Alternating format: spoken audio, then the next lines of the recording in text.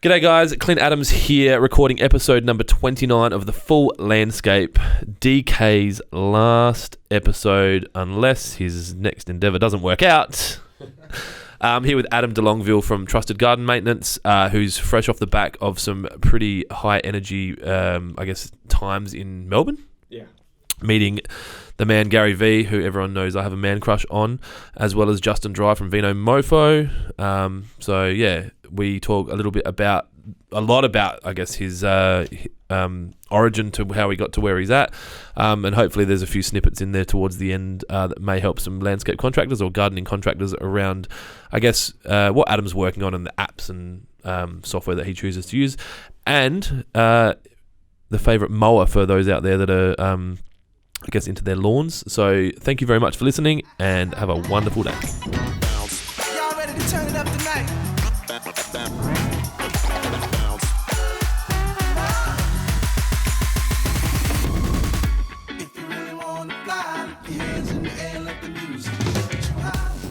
Tell us a bit about how you came to own and run Trusted Garden Maintenance, and I guess what was the plan? Yep. From school, was it always the plan to get into garden maintenance, or how did it all come about? No, not at all. I never originally planned to get into garden maintenance. I think from an early age, washing cars and things like that is what I used to do. Yep. Doing a bit of money, and then so I enjoyed working I always wanted to work basically even from a young age. So then I went from doing little things like that to selling basketball cards. I got right into basketball cards, and I think that was late 80s, early 90s. How old are you? I'm 42 now. Okay. Yep. So basketball was big back in late 80s, early 90s. Basketball cards, all that type of thing was big. NBA. So I used to play, still do play basketball. So I got right into basketball cards, buying them as a kid. Yep. And then where I used to play basketball, they had a basketball card shop, and I started working there for cards. Yeah. So I used to work at the basketball card shop. For little shop unopened packs. Yep. Or just that card's cool. Yep. And working for a value. Yep. So it was a little shop in Gawler. So I used to play at the Gawler Rec Centre there. Yep. And then I'd go work in the basketball card shop after school, and all the school kids would come in. I was a school kid too. Yeah. Yeah, selling them cards, and then I can't remember how many hours I used to work, but I guess it was 2 or 3 hours, and then I'd then get paid in cards, which was like the best thing ever. And it's such a good way for that company not to pay tax. Yeah, that's right. Yeah, not to pay employee benefits. Yeah, and then I got to the point where I was so I caught the bus. I went to Faith Lutheran in Tanunda. Yep. This was high school, so it must have been 90 to 94. Yeah, so you're 13 to 16. Yep.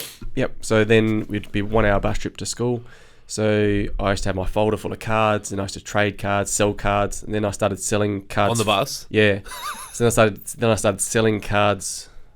Like my boss at the time, he's like, "Oh, that's really good. Like, you could probably sell cards for us on the bus." I'm like, "Yeah, I can." Unopened packs. And no. So it was more the cards. So So if there was a Michael Jordan. Yeah. Whatever. Yep. We'd have a Beckett guide, which is a pricing guide for basketball cards back then. It was still around now. I'd have it all in folders and then ticketed with the pricing, and I used to sell them on the bus. Then trade cards myself, and I didn't make any money because I just buy more cards for myself. Yeah. But I loved it. Do you still have any of your cards? Yeah, I've got thousands. And if you listen to a lot of Gary Vee, he talks about basketball cards in the 90s not being worth shit. So that was the time where there was just so many because everyone was into it. Yep. That there's a bit of money there, but I'd have some. The reason I asked how old you were was because cards were dominated in my primary school, and I'm 36. Yeah. So when you were in high school, I was in primary school, so it would have been that same era where it was going hard. Yeah, that was great. And when I sort of look back, that sort of did set me up for a lot of things. Now I didn't really realise it until more recently, hearing Gary Vee talk about things. Well, actually, I used to do that. Well, especially considering you were doing it because you loved it, not because it was making you money. Yeah, that's right. Yeah. And I just spent it all back on basketball cards, and I just loved it. And I still love now getting those cards out and still remembering the times when I was selling and trading those cards. And I remember the best day ever was when I did save up some money. I think I actually saved up time, so I said to him, I want to buy a box, like get a whole box. Yeah. So I remember you've got, I don't know, 3 packs towards a box, and then eventually I got enough, I guess, hours work to get a box. Yep. I remember coming home and just having a brand new box and opening the box up and just opening pack after pack. It's very early. I still remember it's that. it's very gambly. Like it is, yeah, absolutely. Like, it I guess really is. Playing pokies or playing blackjack. Like you get another hand, you get another hand, you get another hand, and then you get a jackpot and get whatever, a rookie card or a gold card or whatever. Yep, and they know that because when on the box and even on the packet, and even now with the Pokemon cards and all that, and the footy cards now, it'll say you got a 1 in 36 chance or whatever. So and that works for a box. If you've got a box, say of 36 packs, you're good chance you're going to get. What it is that they actually guaranteed, so the whole box will have one, whatever card. So if you're working in a store and you see these guys buying packs and you go, okay, no, there's no one pack left. And it is that gambling. Yeah, thinking, it could be this pack. Yeah, no, it could be the next pack. No, next pack. So that was obviously high school. Yep. Were you working an actual other job? Yeah. So then I went to Macca's. So Macca's at Gawler. Makes so much sense. Bring the fry boy. Yep. And I was also on drive-through, so I loved that place as well. It was great. I think I was 13 or 14. Worked there. Yep. I didn't go crazy there, so I didn't do 30, 40 hours a week. It was just 5 hours a week or 10 hours a week, whatever it was, for pocket money. Or for money, but you don't get paid much back then. And then I'd spend that money on renting DVDs, or not DVDs, VHS. So I just go right down to Gawler on my bike and use the money to watch movies and things. So I was really always into movies. It's really random. So I know my dad used to live in Gawler East.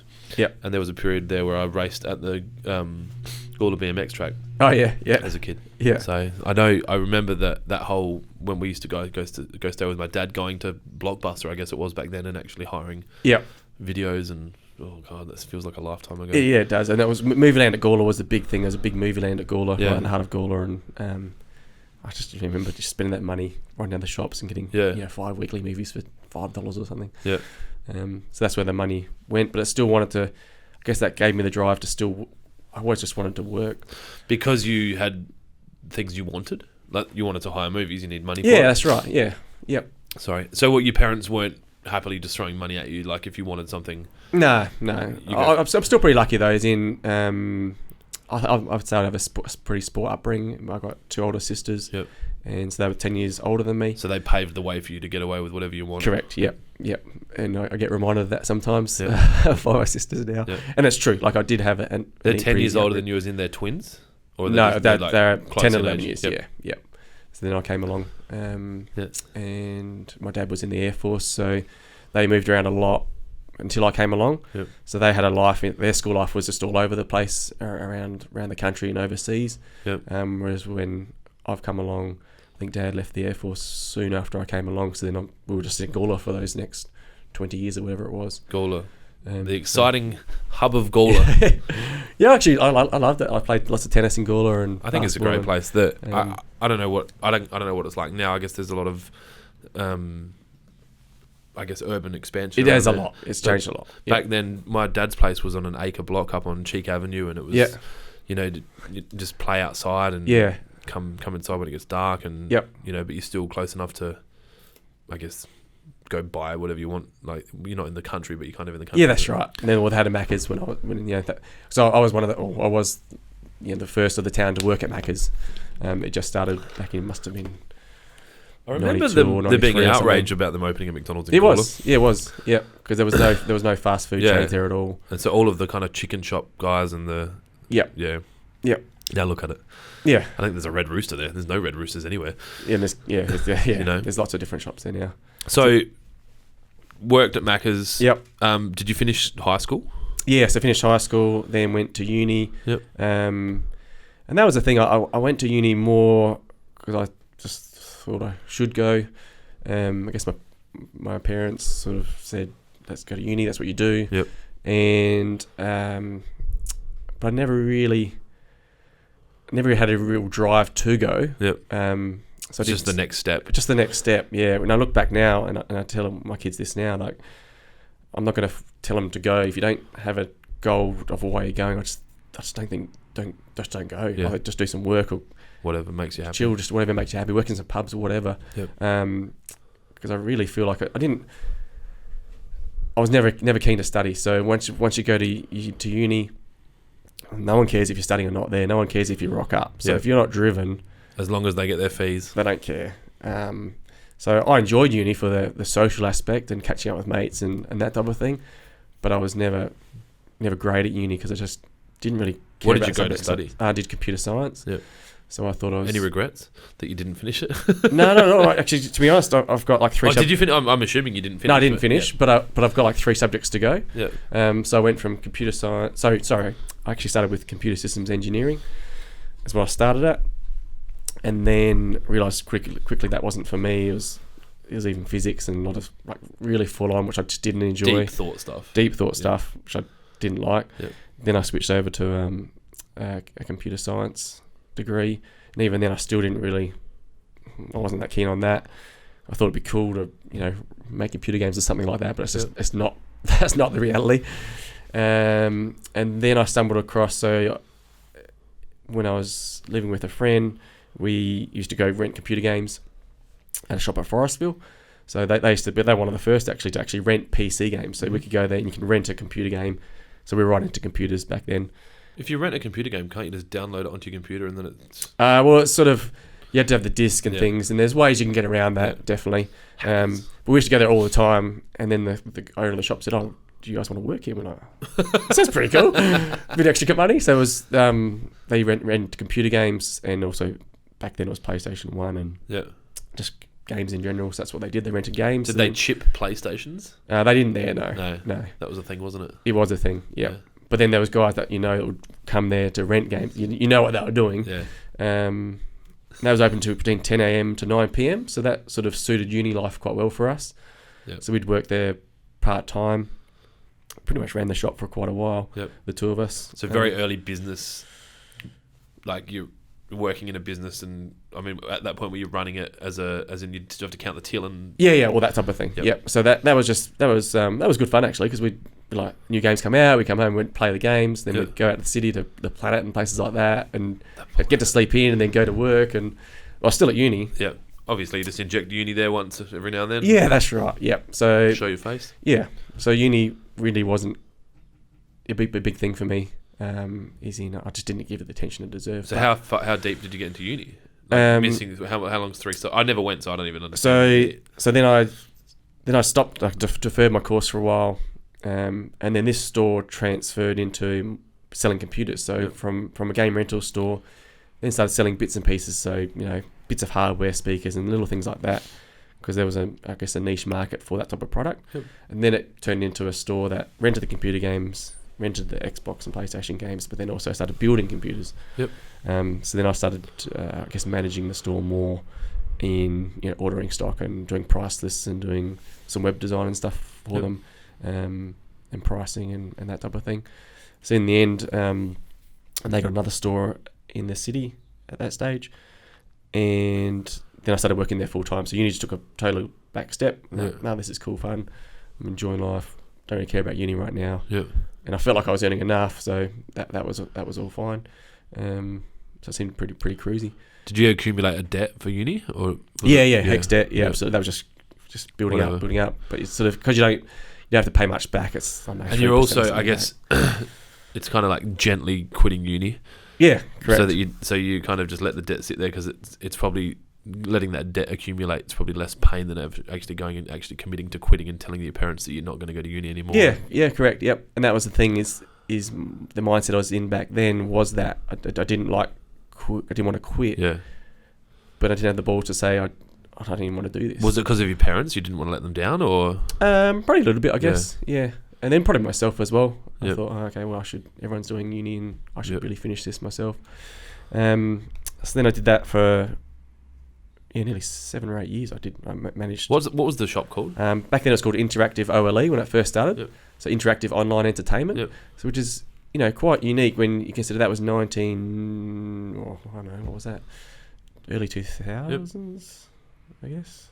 If you're at uni, it might have even been. I guess you probably worked there from late 90s to early 2000s if you finished. Yeah, so high school probably around the 2000 mark, 95 or whatever. So Tony Brownbill was a two guys that own the business. Great guys. One was the nephew of the other, and they actually had the same name, so it was two Tony Brownbills. Yeah. So they taught me a lot, and they gave me a lot of leeway to run the store for them.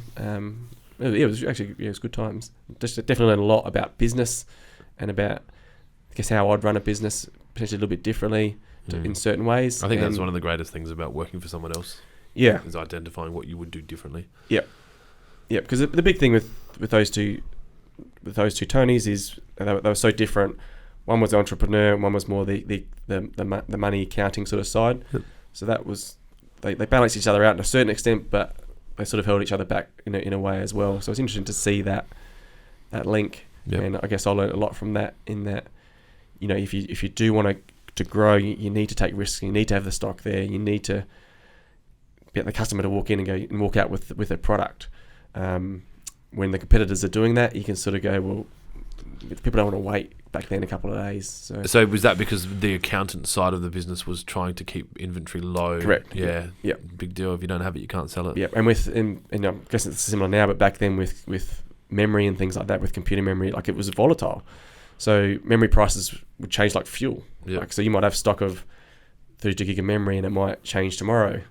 It's gone up in price because there's something in Taiwan or whatever, and it was quite interesting to see how that would change. So I was in charge of, okay, what's the sell price, and so if what memory margin was low, you'd buy and then sell. Well, you'd like to. You'd like to, yeah. So sometimes we did that, but I could see times that we just didn't do that enough. Yeah. And then you sort of see the amount of work that would go into building a PC, but the amount of margin was so low. So you can see the trend going away from that and into the brand name products, like HP Compaq and Acer and those sort of things. Yeah, exactly. You could see the trend a long time ago into the service side of the business. So what happened? You jumped ship. They fired. So after 7 years, I actually went to Anywhere. So a job came up at Anywhere Computer Accessories, which I think they're still going now. Don't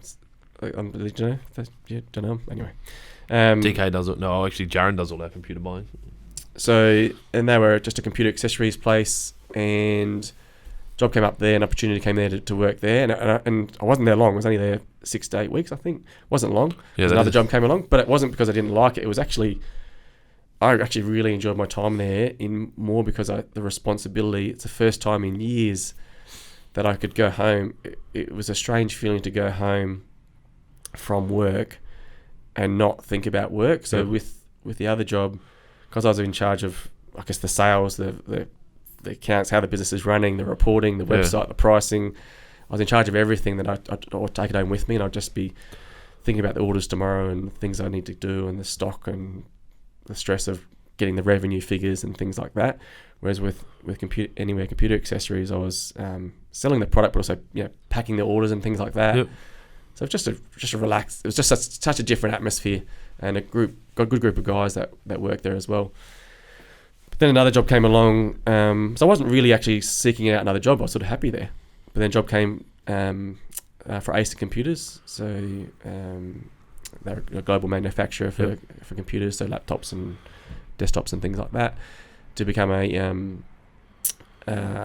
retail channel manager, to look after the retail stores like Harvey Norman, Radio Rentals, Good Guys and all that, to look after them and be their rep. So basically be their rep for Acer Computers. So something that was sort of different for me, but then I got pretty excited about the role. You got car allowance and things like that. I was like, this is pretty cool. So I jumped into that, and then spent there another 7 or 8 years there. So that was great. Once again, sort of managing, trying to treat them like my own business in a way. Yep.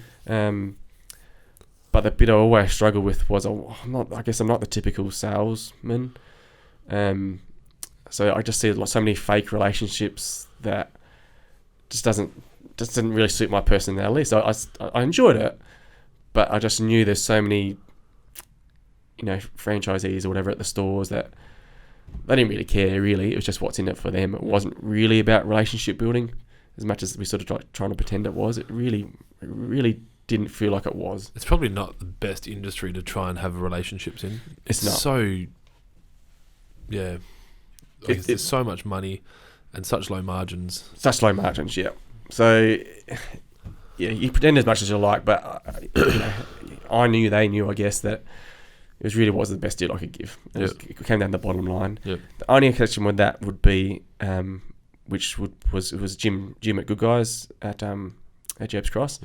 That was a different store. That store, really, there was relationships there, and with the end users, the customers, with the suppliers, with the staff. That was the one unique store, I think, in the state that, if you ask any rep, then they will tell you that was a great store. They treated people well. Treated people well, and the trust was there. So, like Jim and George and the couple of guys that I used to deal with, like I wouldn't sell them products that I didn't want to sell them. Yep. So, if my management said, we need to get rid of these products, and if I was like, I don't really want to sell those products, I'd tell these guys, look, I'm supposed to be selling you these products, but I don't want to. Yeah. And then the thing is that trust would build. So then when I had a product like, guys, this is hot, like get them. They'd get them in, I'd help them sell. It was just a great relationship. And then, they made money, we made money. They were actually the number one Acer store in Australia was in Adelaide. They were your client. Yeah, because we had that relationship, and they were, just a great store to visit. Like, do you think there's a connection between your current business name and your experiences there? You've used the word trust a lot. Yeah, I think so. Yeah, absolutely. So when I came up with the name, did lots of research into names basically, and realised there's certain names you can just have your own name and I wasn't big on. There's lots of mowing guys that like Adam's Mowing or whatever. I wasn't big on that. So I looked up the keywords that I thought were important, and that came up as a good solid word, I guess, that straight away. But I guess that gives that feeling of trust, which I really wanted to get out there. Because from day one, I knew I wanted to do a lot on social, because I could see that's where no one was really doing it. Yep. And even now, there's not that many guys in my industry doing too much on socials at the moment. Well, I guess it's hard when you're the only person working in the company. Yeah, you've got to do all the work and then produce the social and. Yeah, it is. Yeah, so I did that for 7 or 8 years at Acer. Yep. Enjoyed my time there, but it was always the budgets. Like, it was just, man, I could have a great month, and you'd have lots of meetings, lots of conference calls about just numbers and spreadsheets and blah blah, which we'd have conference calls go for 2 or 3 hours sometimes, and we just wasn't accomplishing anything. It was just analysing reports, and I got into it because I got quite into the spreadsheets. So I got really into these spreadsheets and make these great spreadsheets. And now look at it back now, going, what's that doing? Like, I should have been out there building the relationships, and if I had more leeway to do what I want, I would probably done things differently. But the figures would come in. You'd have a month that would be like, I don't know. You killed it. Right, that was yesterday. So next month is going to be this, and you don't even get to celebrate. And then the financial year is the same. June 30, we did it. Have a drink. All right, July 1st, we need to start moving. Yeah. And when you're selling to retailers, and you had a big month, and your management says, "Oh, I don't want any excuses," but sometimes there's a good excuse because they've got a lot of stock to sell, and there's maybe less foot traffic the next month. Yeah, or the economic impact of Christmas or Easter or US dollar or whatever. So some of the things would impact it, and then it's just that constant pressure. It was just pressure. It didn't matter how good you went, the pressure would just go up. So did you have a moment, or was it starting to get to you, or you just kind of was it a bit more gentle than that, and you're just like, this isn't for me anymore? And combination of two things. Yeah, it probably was getting like that. The money was getting better, so the money was, I feel like I was on quite good money back then, but I definitely wasn't getting the enjoyment out of it, mainly because of the pressure and those, I guess, the relationships which weren't genuine. So I never really felt.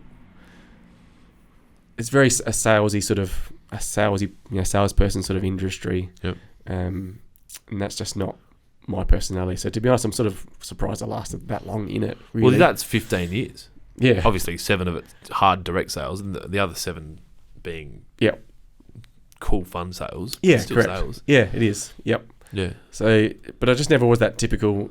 Okay, you need to sell this product no matter what. So tell them whatever you need to sell it. Yeah. But I never did that. Which in some ways, I'm proud that I didn't. That's like we talked about before. That you can live happily knowing that you haven't done anything wrong. Yeah, correct. As far as your values are concerned, and then if anything pops up in 7 years, like the owner of one of those businesses gets caught up in a tax evasion thing, and you're like, I always did the right thing. Yeah. So. And I think the one thing that if I look back, I'm thinking about it now, I think the one thing I do clearly remember back then, probably 2011, was I was actually a guy from Radio Rentals, left Radio Rentals and started mowing lawns. I'm like, that'd be like you can just anyone could do it. Yeah. And he just made the decision that he had enough. Yep. And started mowing lawns. That'd be pretty cool to just spend days outside, because I like being outside. Yep. Not cooped in, not writing reports, just doing your own thing. But I didn't think too much of it, so that sort of took a back seat, that idea. And so at that stage, I'd been married for 10 or 11 years. My two youngest boys came along, and then 2011, 2012, then I got separated. So the separation and then divorced. That was sort of the catalyst, I think, for going, right, here's an opportunity now to just to start fresh. Yep. So, we ended on good terms, and we're still amicable now. Yep. And I'd been at ASA long enough to have a little bit of long service leave. So rather than take the long service leave, I took the money. Yep.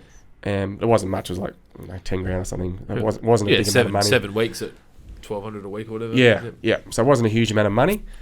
But I sort of did the research, like, when all this happened, I did get down, like I was, getting sad, depressed and those sort of things, and feeling sorry for myself, and work at ASA definitely was starting to get harder, because I was just, feeling sad and sorry for myself, really. Then I got back, I don't know where it came from, but I came back to that thought of that lawn mowing side of things, and that would have been early 2012 that came along. Yep. And I just remember very clearly that this one day I got out of bed and I thought, all right, I'm going to actually take this seriously to see whether I could do this. So I just literally brainstormed the other day, just wrote down notes. I had a laptop out, just writing all these different things, researching different companies that I could find, little things I want to buy, goals I had, and I made some phone calls to lawn mowing companies and franchises to find out how does it all work. And the common thing was most of them, they didn't answer their phones, didn't get back to me. Spoke to a few franchises that wanted to sell me a franchise, and the value of them was like 30 grand. And when I found out what they offered, I was thinking, geez, for 30 grand, I'm not getting much for my 30 grand besides a number, a name, and a basic trailer. And without customers. So it wasn't here's a whole pile of customers, go make some money. It was, here's a number, you'll get some customers when they call. Yeah. We'll help you build it over the next couple of months. And some even had, they guaranteed pay, but you had to pay more for the guaranteed pay. And I was like, that doesn't make sense. So it was your money just getting given back to you. Yeah. Which probably works well for people financing to buy that, because then they reverse finance. Yeah, I could see why they do it. Yeah. But then the more research I did that day, like it was literally just one day of just going crazy, trying to figure out whether it's doable or not. And the more the day went on, I just remember getting more and more excited, thinking there's a great opportunity here, because I just felt like the social media side thing wasn't getting done at all. There's barely any I could find on there at all. And once I said, calling them up and no one was getting back to me, I'm like, well, I think there's a market here. Yep. So I remember clearly going to my parents saying, I'm going to start a lawn mowing business. And they were shocked, but they also said, do you think it would work? I said, well, yeah, have a look at this. I've just done some research on it. I think this is going to work. They must have had some, I guess, foundation laid for you doing shit like that, though.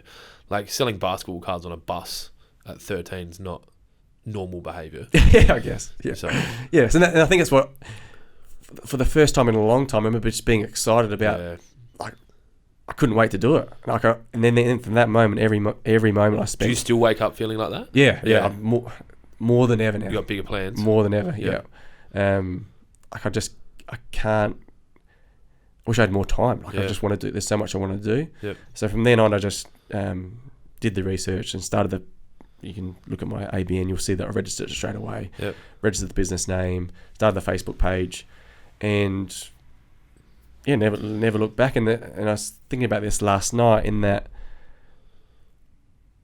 I've never for a second doubted that it was going to work. Like, how much money do you think you made in your first week? Not much. $50? Probably. Yeah. I remember one of the biggest jobs I did back then I remember this job was $200 at 2 wells. Right. I was there for days. Because you quoted 200, like, yeah, I'll get this done in a day. I'll get this done half a day, $200. Yep. But I was still happy as anything. Yep. Like, and you work it out if it's $200 for a couple of days. Yeah. But it was a hard job, must I look back. They would have been laughing. They're like, they were. The other guy quoted $600. And they were such nice people. I remember having a drink with them after. They're like, come in and have a drink. They probably felt bad. They're like, this guy needs a drink. Yeah.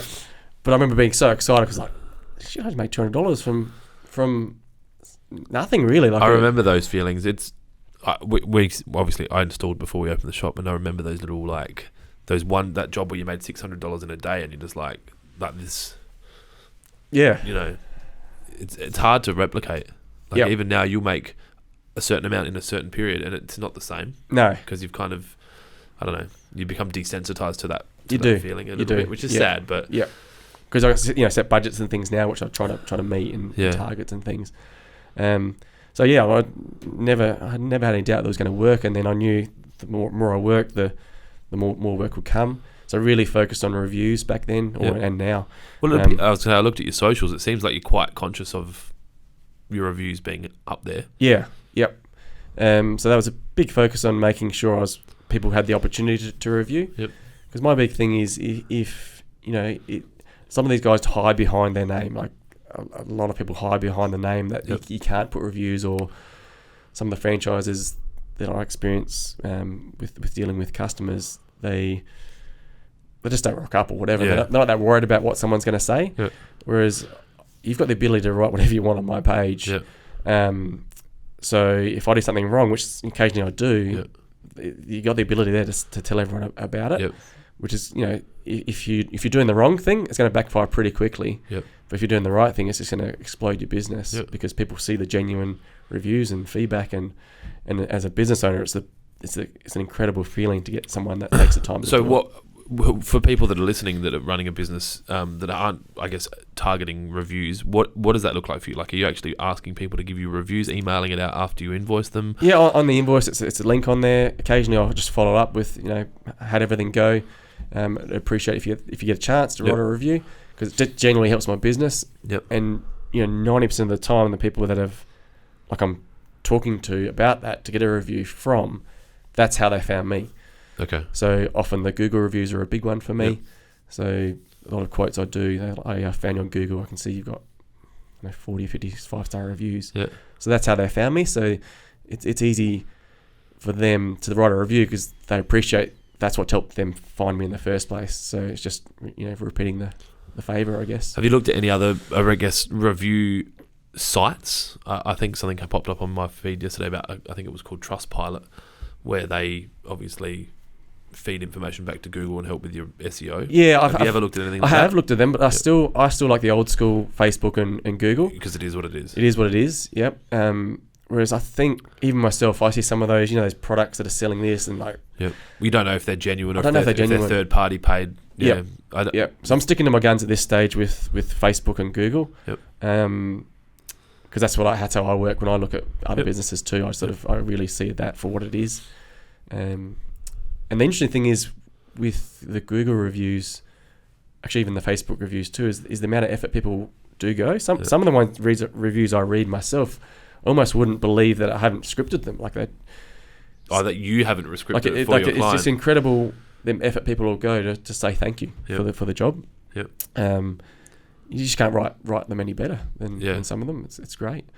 So I try to do that myself. When I have a good experience with the business, I'm really trying to make the effort to go, you know what, that was a great experience today.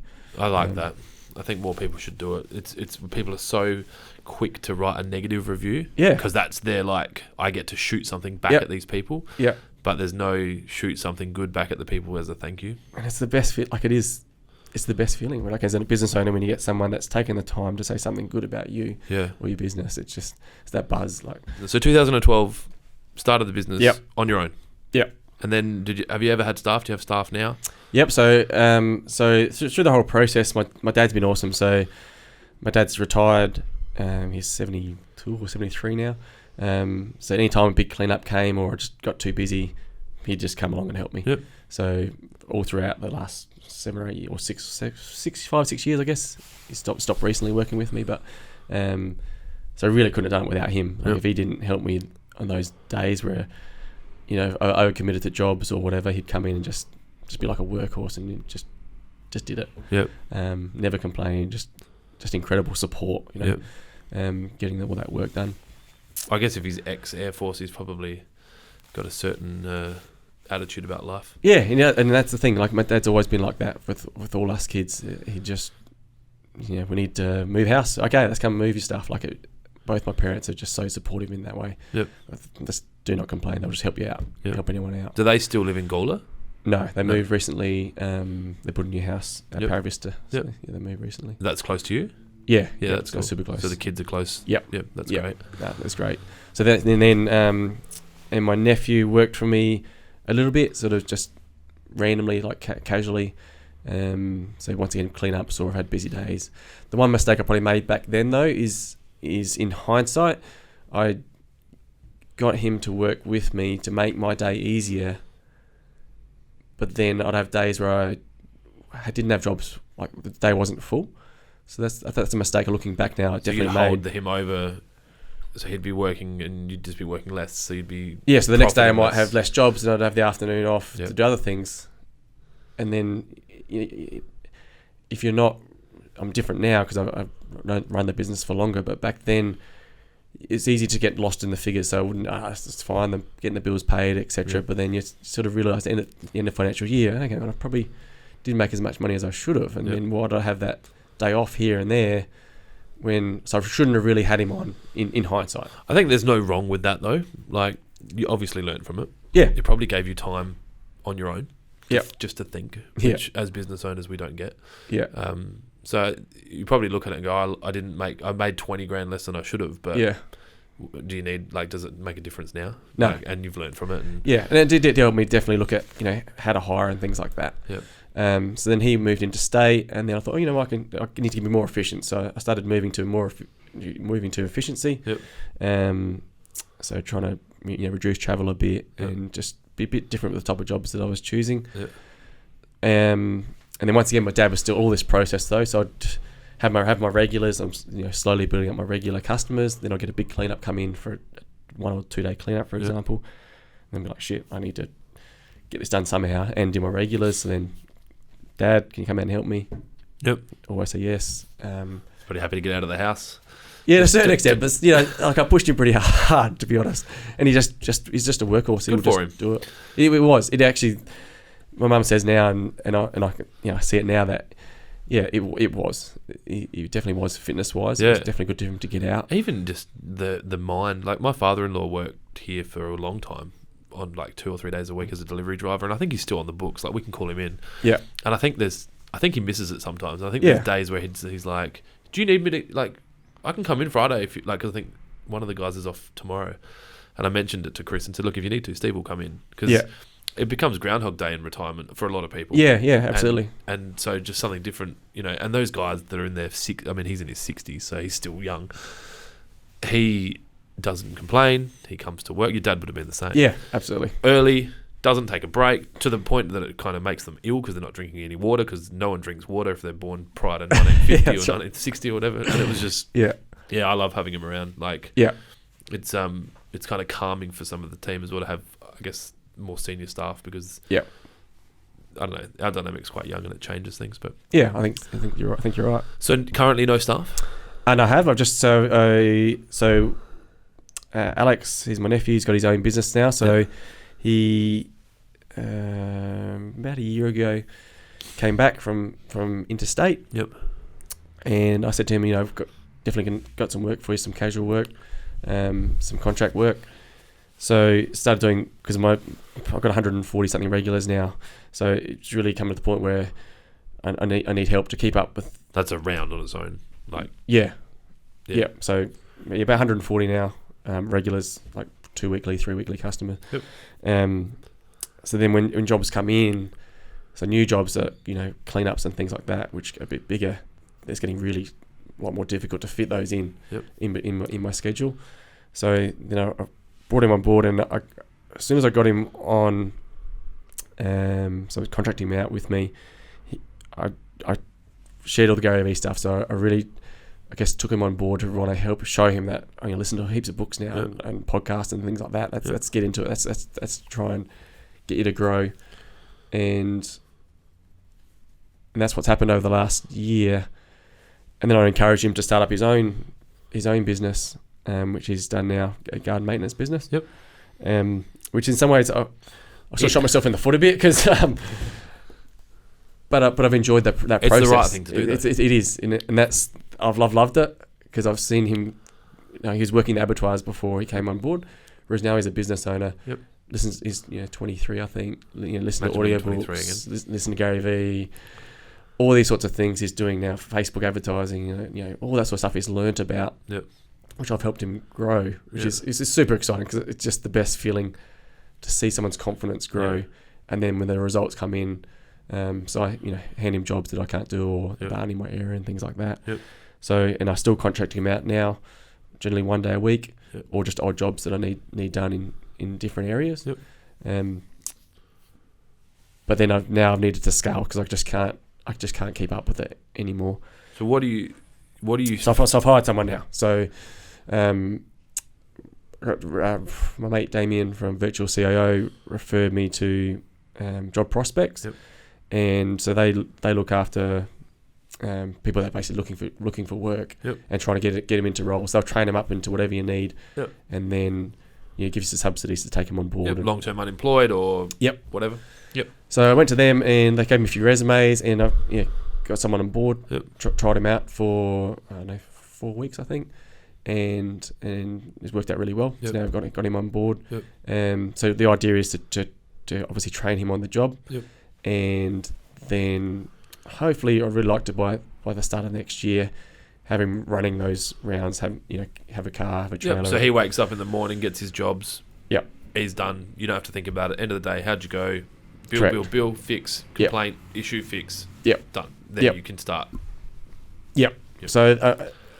And that's, I guess, why I'm not posting as much as I know I want to be and things like that to grow, because I don't want to risk not being able to do the work, because it's tight now as it is in getting back to everyone, getting back to the quotes. Like fitting quotes in is quite difficult when you've got 140 regulars or so to manage to then spend time to quoting, especially when it's not daylight saving.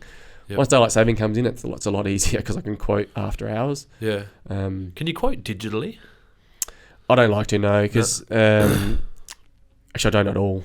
Pretty much, I say no to people that say no. It's only. I'll send you some photos. Yeah, because you want to go have the face to face, or there's pitfalls. Both. So I like the face to face. But I like to see the job for myself. Because you don't know about the access on the gate or the thing. And it might look sort of shortish, and then it's it's really long, or it's really weedy, and those things can make a big difference to how long that job takes. And then I can just quote better. So what are you when you? I guess I've got thoughts going in heaps of different directions around questions. What's the long term goal scale wise? Like, you want to turn this into a big company and have lots of guys doing stuff, or is this just a stepping stone towards whatever? Or I think a combination of both. So in the last, particularly probably the last 6 months, when I really ramped up, listened to different people, Gary Vee style things, but also just a lot of different books recently about scale and about getting your time back, working on the business, not in the business, and those sort of topics, which is just a common factor in pretty much all the successful people that I follow.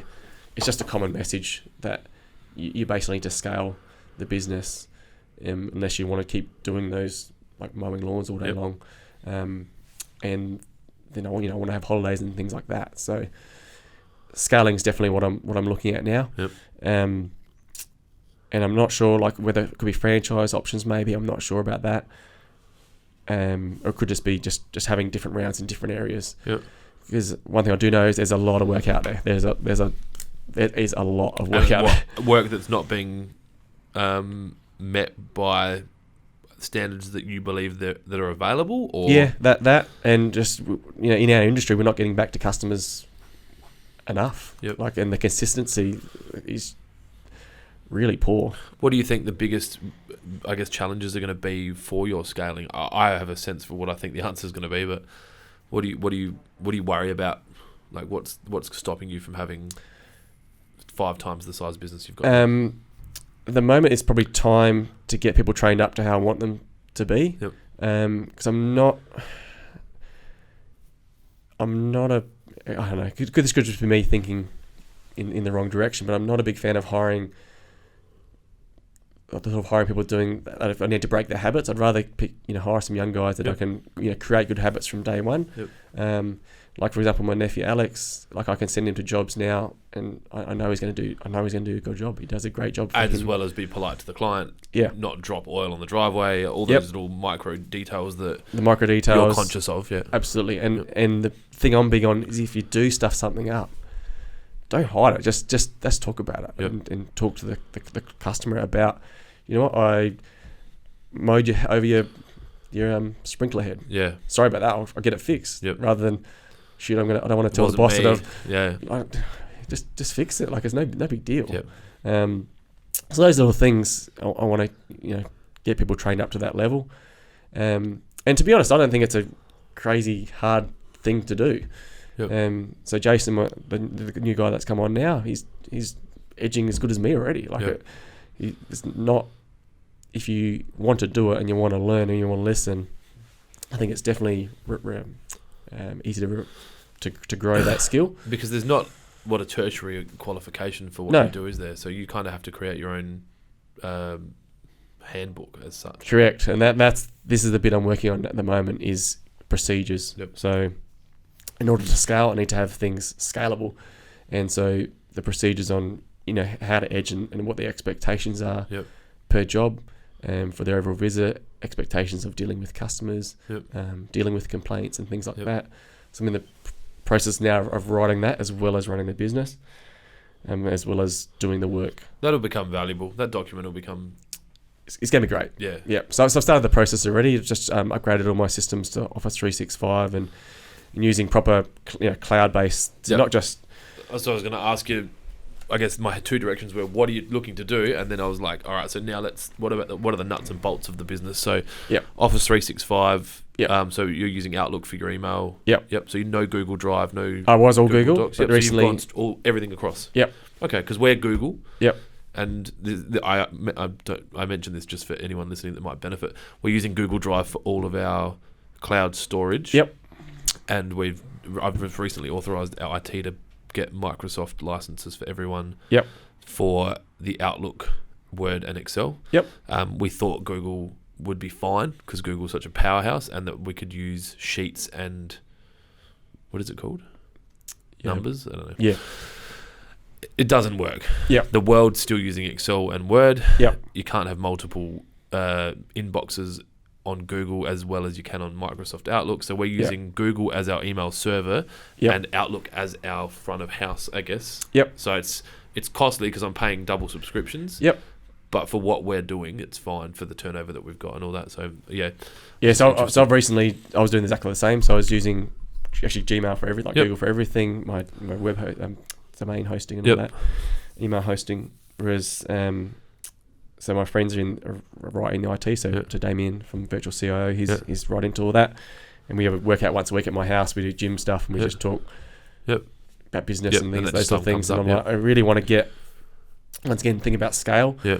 So if I want to scale the business, I need to have these things in place to make that process as smooth as possible. Well, moving later, like if we were trying to move from Google across, like it's 15 users and there's files everywhere, like it's messy. Yep. So even because I've got the IT background, I set up all that myself. So now going on 365, it's great because I have Teams. Like I can do the Microsoft Teams. What are you using for storage?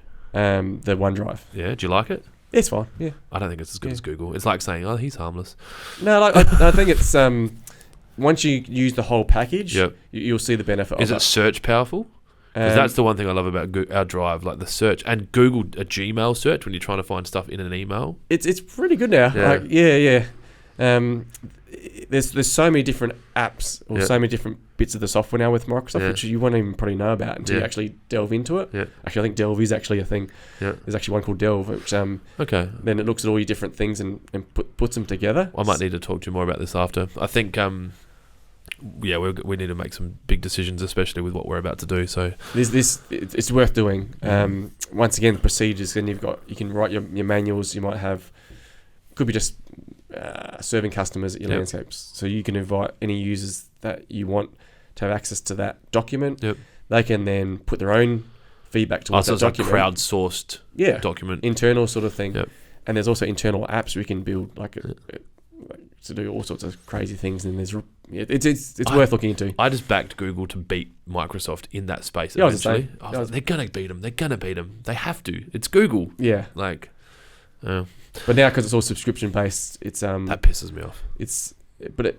The way they've done it, it makes sense. It's good. Makes sense for them. Yeah. They get recurring income. Yeah. And you can't ever leave. Yeah. You can lose all your files. You're stuck in. Yeah. So what are you using for invoicing and accounting? So invoicing, it's an interesting thing at the moment. I've been using a software called Jobber for the last couple of years. And it's been fantastic. Does scheduling, invoicing, routing. So it'll work out routes between jobs, and I can just drag and drop them into different locations. And then I've been using Xero as the. They communicate with each other. They communicate. Is that subscription based Jobber? Yeah. Yep. So the only thing that's happened recently is they're a Canadian-based company, and they've cut their ties with Xero. Oh shit! So I was like, that's great. So they use QuickBooks. So I'm guessing in America, cutting your ties with Xero is like, I would say opening one of your biggest arteries and just. Well, I guess I'm not sure what the reasoning behind it is. I'm guessing it's maybe in the States and in Canada that maybe there's less people using Xero. I'm not too sure. Wow. So I was like, I need to switch to QuickBooks. Which has been a bit of. First time experiencing QuickBooks? Yeah. Because I used QuickBooks on a disc, on a CD in 2004, 5, 6. So I'm super familiar with it. Waterpro's first year or two was QuickBooks. Yep. Or Fluid Designs at the time. Yep. So I liked it. Yep. You can't change anything, but no, it's good definitely not as probably user friendly as Xero has been. Yeah. So I'm learning a bit about that. But I've also been talking about another program, which is an Australian one called ServiceMate, which I've heard of people in the industry use. So I'm actually looking at that now. Okay, potentially so switching. Drop Jobber to pick. ServiceMate up, and maybe. To pick up Xero again. Go back to Xero. Okay. Because it's only been 2 months since I stopped using Xero, so it's a bit of a pain. And you're like having Xero, like I need some Xero. Well, it's more some of the benefits of this new ServiceMate app look pretty good, and the amount of add-ons that it's got. Once again, it's the scalability. It's got built-in stuff for franchising and things. You can do quotes that will then, based on your location of where you put that quote into, who it will go to. So if I've got, say, multiple guys working for me, if a quote comes in from, say, Gawler, and I've got guys working at Gawler, that they'll get that quote automatically because it's based on the so that you don't have to postcode. get your fingers on it. It automates a lot more. There's less admin. Yep. Because the tricky thing is getting back to people quick enough. Because while you're mowing lawns for 30 minutes, you could lose a job. Potentially, yeah. For a fickle. Yeah, but so that's in some ways. I'm not after every job. And they're the ones you want to lose, the ones that can't wait for 30 minutes for you to get correct. back to. Correct. Yeah, because to be honest, I get it quite regularly. That can you anyone with that thing done tomorrow? Got an inspection tomorrow. One off. I want it cheap. Probably won't pay you. And I'm that busy. I can't fit it in anyway. Generally. Yep. So, and my sort of opinion on that is, if you've got a business that can always fit that job in. So why can they fit their job? Well, there's two reasons. You don't have any customers, or you've got 400 staff. Yeah. And there's always going to be that because you've got such capacity to do it. So so that's software. Hardware wise, I'm interested. This is just like for my own sickening. Are you Apple or Android? Well, that's another thing about that software. So I'm Android. Yeah. But ServiceMate only uses Apple. Wow. So I'm in the process now of going, do I switch? And I need to make a big switch. I need to get Apple phones and all that type of thing. Yeah. So, big changes. Yeah. So I'm not sure. I'll know probably the next week of whether I'm gonna switch or not. Yep. But I'm looking probably likely to switch. I think. Yep. It's gonna be a pain. I didn't really want to, but I think the overall result's going to be worth it once again for the scaling and seeing what ServiceMate will do. So leaving Google and Android and going Microsoft and Apple. Yeah. Ooh. Yeah. Jumping ship. Yeah. Do you have a favourite lawnmower? Yeah, the Honda. Is that like a thing in the industry? Like Pretty it's much. just Yeah, they're just they are the workhorse. Yep. Yeah. There's a few other brands, Yep. and I chat to quite a few guys on the socials as well that sort of talk to me, and I talk to them interstate and things, and it really is the workhorse. Yep. There's other brands that have good features and things, but if you want one that just goes and goes and goes, you go the Honda. That's what I used at Lawnfest last year. One of the guys up there, one of the franchisees. Well, no, he's not a franchisee. He's a mowing contractor. He had 3 Hondas up there. I didn't bring a mower. Obviously, we bought a camera. Didn't bring a mower. So they already use the 216s, which is the big commercial one. Yeah, it was heavy as all hell. Yeah, but because they're self-propelled, I guess it's not. Yeah, not too big a deal. And the only one I've destroyed was one that I forgot to check the wheel and I blew up the motor. But that was purely my fault. So, blower. I got steel. Whippersnipper? Steel, yeah. Yep, so that's in that kind of handheld stuff, it's steel. I've moved to steel. I used to use the Honda 4-stroke things when I first started. I had a lot of Honda stuff. Yep. And back then, steel was really, really pricey, so you'd almost pay double. Yeah, back in 2012, 13, for maybe not quite double, but nearly double for a steel. So they're really, when you're starting up a business, it's like, oh, shit, is it that good? I can make this last a year or two until we actually make some money. Yep. And the difference with the 4-stroke is you need to check the oil, put oil in it and things like that. Whereas 2-stroke, you need to obviously mix the fuel. Yeah. But then probably maybe 3 years ago, I know someone else mentioned about the steel. I started seeing steel a bit more. When I got some prices, I'm like, okay, I need a new one. Might as well try the steel out. And I was really impressed with the power and the weight and all that with the steel. And mixing the 2-stroke didn't bother me. Which it would bother some people. Some people, yeah. Can't be bothered, yeah. But I don't know, I mix it once a week. Yeah. So I go through that much fuel in a week. So everything else is steel now. So head trimmers, pole saws, it's all just steel. Secateurs? I've just got some Fiskars. Yep. Yeah. But I think I'm actually looking to... The problem I've got is at the moment I use them sometimes to dig a weed out or something like that, which I shouldn't. Yep. So I want to get a good set, but then I need to make sure I break that habit of... So you buy like whatever dollar set. $100 or something, yeah. So you can't start opening bottles and... Oh, even the Fiskars I've got are probably $100 set, but there's some Japanese, really nice, these Japanese, like a samurai sort of sword. Almost like for bonsai. Yeah. But apparently they're supposed to really stay sharp for a really long time. They look pretty cool. And there's another Swiss brand, I think Felco, I think it's called, that they say it's the bee's knees of snips. So I need to break that habit of digging dirt. How's your garden at home? What's that? Yeah, pretty good. Yeah. So you do. I reckon I've seen you one of your videos of your front yard. So you're not one of the mechanics that doesn't service their car kind of thing. No, because we live opposite a park as well. So we're like a dead end street, and there's a busy park across the road. We've got tennis courts and basketball court and all that type of thing across the road. So I think it's important, definitely, for me to have that. Do you have a sign in your front yard? No, I don't. No, you've got to do that. Yeah, I don't actually have my trailer signed at all. I noticed that when you pulled up. I was kind of curious to. It's one of them silly things. I don't know why I've never done it. I've got a landscape contractor that we've been dealing with for nearly the whole time we've been open, who does some pretty mental, like big jobs, like like big jobs, and he doesn't have signs anywhere. Yeah, and only now is he starting to maybe I should probably put some stickers on my car, because you haven't needed the signs. No, but it doesn't mean you won't. Correct. No, I've got a few quotes at the moment, so probably the next week or two I'll have them finalised. Yep. So what I'm doing is TikTok logo on there. Well, yeah, that's it. Yep. I'm actually it's be cool when you see it, because it's not going to be. I'm not spending a lot of money on this trailer, but I'm not going to list any services like. People know what I do. Yep. People know I mow lawns, I edge lawns, and other things. So I don't. To me personally, I don't see the value in listing all the things that I do. Yep. All it's going to have is the logo, the brand at Trusted Garden, and TikTok, Facebook, Insta, LinkedIn, all those things. Just the logos, and that's it. Really simple. I'm probably not going to have my phone number on there. Are you producing much content on LinkedIn? Not a great deal. No. That'd be interesting, because obviously a lot of professional people. It works. I was going to say professional. The stuff I have done has worked. Yeah. And it's more about your personal. LinkedIn's not really pushing the business pages at this stage. It's more your personal and putting out articles and videos. So if you do videos, they LinkedIn will respond really well to promoting your videos. Yeah, they're probably, I guess, algorithmically trying to grow that. That's part exactly. Of their... Yeah, and that's what Gary's talking about. Is is do that, because at the moment they're really rewarding to get people it. they're rewarding it big time. Yep. And you'll get posts that might appear 2 days later will come back in your feed, whereas Insta and Facebook, it just disappears and it's gone once it's gone. So yeah, there'll be a lot more content on that I plan to do. So if Gary Vee stopped producing content tomorrow, who would you be spending most of your time listening to?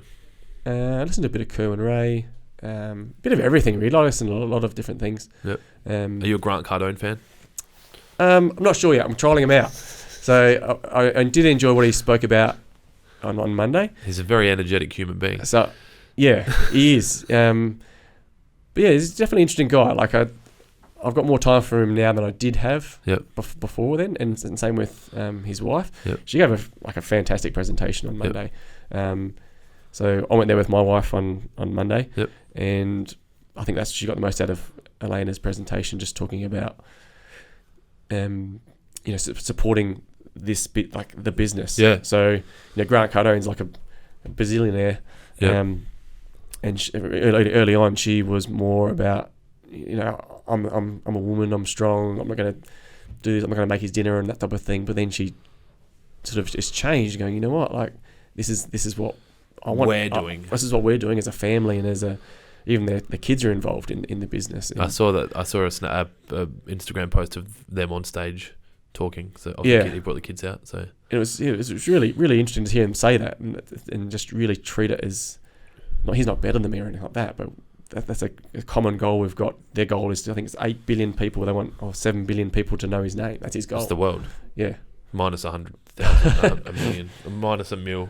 And that's what they're trying to living achieve. In the Brazilian rainforest. Yeah. Just firing arrows at helicopters. Just like, who? Yeah. So that's their goal. So that was interesting to see that. So my thoughts on him has changed. So I'm still open about him. I was deep into the 10x stuff, and then kind of, I don't know, just got too full on for me. It is pretty full on. I can see that, and I can see even just at Gary, the thing on Monday, the people there that are those salesy people that I've dealt with in the past, and they're there to see Grant Cardone. Yeah, and they're not my people. Yep. Like, because they'll do anything to get the sale. Yep. Whether it's the right or wrong thing to do. Yep. Whereas that's not what I'm about. No. And that's why you resonate with Gary. Big time. Because that's just doing it, and it just pays off in the end. It just will. Yeah, it'll pay off in the end anyway. Long term, people have that trust, and obviously the brand name is sort of what I'm focusing on. So if you could give, and this might be a high number, but if you were to give 5 books to your children to read, and you could only give them 5 books for their life, what do you think you'd be? What are the books that have kind of? I think Crushing It, like Gary Vee's Crushing It. There's one. That's the first one. What we prepared earlier. That's the first book I read from him, and it's interesting because I didn't. I listen to all my books. I don't physically read them. Yeah. In that, I didn't like him until probably halfway through, and then I started realizing he's not saying you have to not sleep or you don't have to work every second of your life, but don't complain about it. Like, if you're not working hard, then don't complain about things. Like, don't complain that you don't have money or you don't have time or things like that. So he's not all about you have to work 20 hours a day. It's not about that. It's just about giving you the motivation to realise you can do it. Just do these consistent things and work hard, and don't waste your time watching crap on TV or whatever. Yep. You can achieve those goals. Yep. So that one, David Goggins. I don't know if you heard of David Goggins. I have, and I haven't watched anything. That book, You Can't Hurt Me. Yep. That's just an incredible book, and it's definitely follow him on Instagram. He tells it how it is. Yep. He doesn't follow anyone. Like,